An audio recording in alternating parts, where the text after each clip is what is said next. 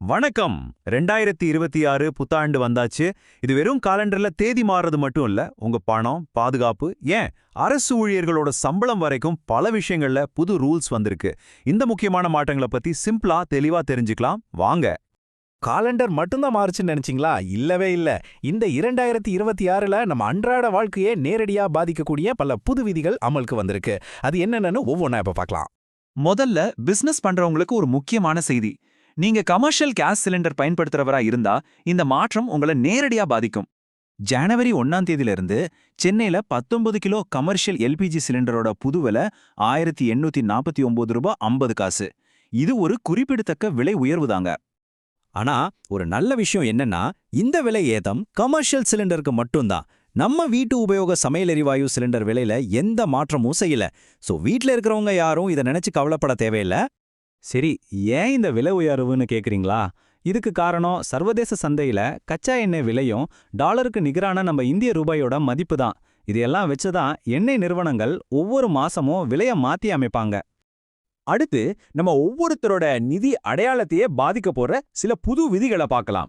இது ரொம்ப ரொம்ப முக்கியமான ஒரு பகுதி, அதனால கொஞ்சம் கவனமா கேளுங்க. பான் கார்டையும் ஆதார் கார்டையும் இணைக்கிறதுக்கான கடைசி தேதி, அதாவது டிசம்பர் 31, 2025 முடிஞ்சு போச்சு. அதனால ஜனவரி 1, 2026 இருந்து இன்னும் இணைக்கப்படாத பான் கார்டுகள் எல்லாமே இன்ஆக்டிவ், அதாவது செயலிழந்து விடும்.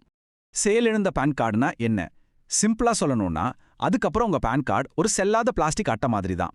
அதை வச்சு நீங்க இன்கம் டாக்ஸ் கட்ட முடியாது, பேங்க்ல பெரிய அமௌண்ட் டிரான்ஸ்ஃபர் பண்ண முடியாது. இதனால பெரிய பண பிரச்சனை வரக்கூட வாய்ப்பு இருக்கு. நிதித்துறையில இன்னொரு முக்கியமான மாற்றம். முன்னெல்லாம் உங்க கிரெடிட் ஸ்கோர் 15 நாளைக்கு ஒரு தடவை தான் அப்டேட் ஆகும். ஆனா இனிமே ஒவ்வொரு வாரமும் அப்டேட் ஆக போகுது. அப்படின்னா என்ன அர்த்தம்?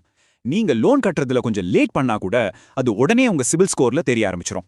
அதாவது உங்க கடன் வாங்குற தகுதியில அது உடனடியா பாதிப்பு ஏற்படுத்தும். அதனால இனிமே கடன் விஷயத்துல ரொம்பவே ஜாக்கிரதையா இருக்கணும்.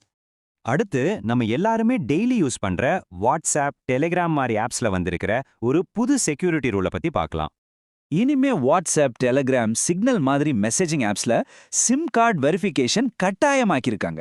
இது நம்மளோட டிஜிட்டல் பாதுகாப்பை இன்னும் அதிகப்படுத்துறதுக்கான ஒரு முக்கியமான ஸ்டெப். இதுல என்ன மாற்றம்னா, முன்ன மாதிரி ஒரு சிம் கார்டை வச்சுட்டு வேற எந்த போன்ல வேணும்னாலும் வாட்ஸ்அப் ஓபன் பண்ண முடியாது. இனிமே உங்க சிம் கார்டு எந்த போன்ல இருக்கோ அந்த போன்ல மட்டும்தான் இந்த ஆப்ஸை யூஸ் பண்ண முடியும். இதனால சிம் கார்டு மூலமா நடக்கிற மோசடிகளை தடுக்கலாம்.